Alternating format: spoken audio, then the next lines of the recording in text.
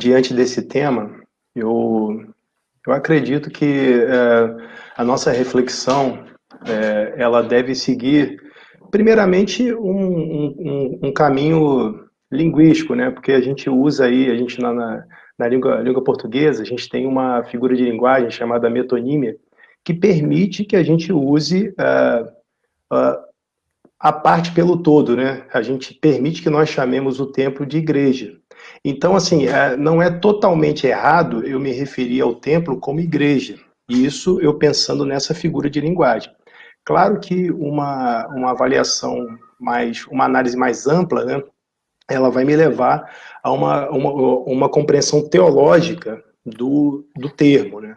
Que é o que a gente está tratando aqui. Mas não é de todo errado alguém dizer assim, olha, vou à igreja, porque existe na nossa língua essa figura de linguagem que nos permite fazer isso. Além disso, a gente percebe que há, no uso popular, um outro emprego da expressão igreja. Há quem use igreja para se referir a uma denominação, por exemplo, uma igreja nacional, como, por exemplo, a igreja presbiteriana, né? A IPB, né? A Metodista do Brasil.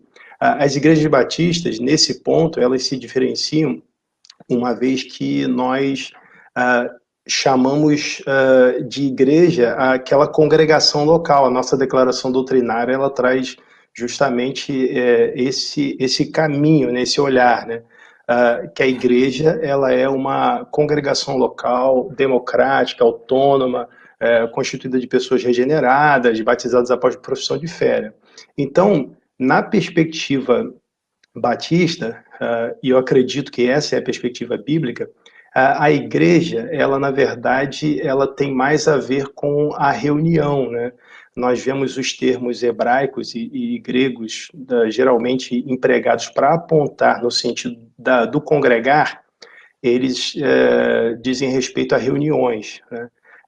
Mas eu acredito que, assim, provavelmente não foi essa a intenção do autor, mas eu acredito que há uma pequena confusão em relação a essa temática e ao desenvolvimento, porque eu acredito que a igreja nunca fecha, mas eu acredito também que a igreja nunca abre, né?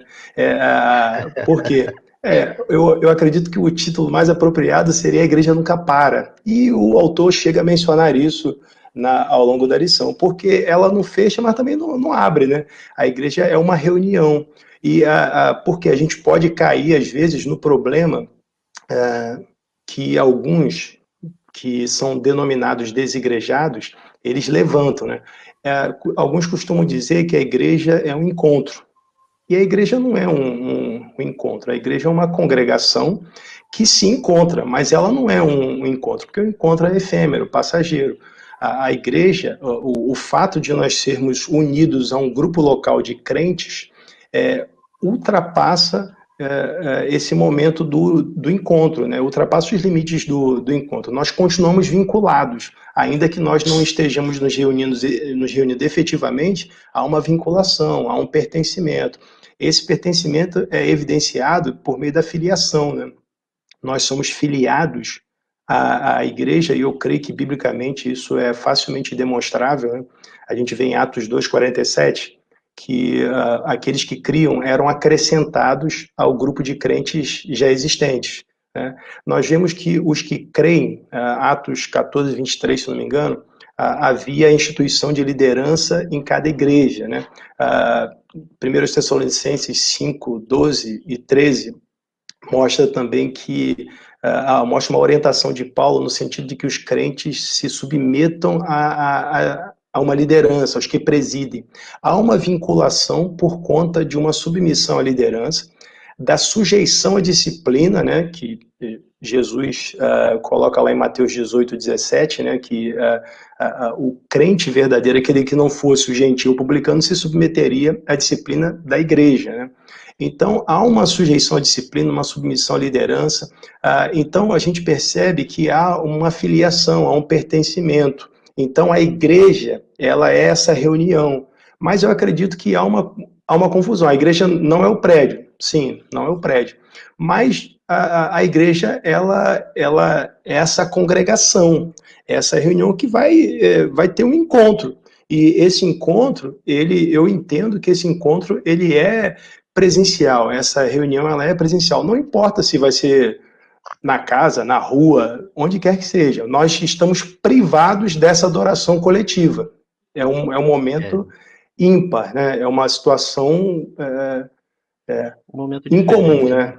É incomum, mas, assim, a igreja, eu acredito que o ponto principal que a gente tem que ter em mente é que o templo, ele não é igreja, mas a reunião da igreja, ela é fundamental, ela não é só importante, ela é necessária, porque se há filiação, né, a reunião também, ela faz parte desse contexto, né? Eu vejo que nas escrituras, os apóstolos, Jesus, eles fizeram muitas coisas à distância, né? Oração à distância, né? Lá em Atos 12, versículo 5, a igreja fazia contínua oração enquanto Pedro estava no cárcere, né? Jesus realiza milagres à distância, né? Você tem lá o centurião, né? Mateus 8, a partir do versículo 5. Então, assim, tem muitas circunstâncias que eles realizam coisas à distância, relatórios também, mas nada disso substituía a adoração coletiva, o encontro presencial. E acho que é importante a gente ter em mente que a igreja não deixou de existir porque foi privada de seus encontros, mas a gente não pode enfraquecer a relevância do encontro, né? Acho que isso é importante. A igreja, ela é uma congregação local, são pessoas que se reúnem para cultuar, tal, é o que a gente encontra na nossa declaração doutrinária e que a gente percebe nas escrituras. Né? Então, eu acredito que há uma relevância muito grande aí, e não só relevância, mas imprescindibilidade do encontro presencial. Estamos privados, mas assim que possível vamos retornar, porque isso faz parte da nossa vivência como igreja.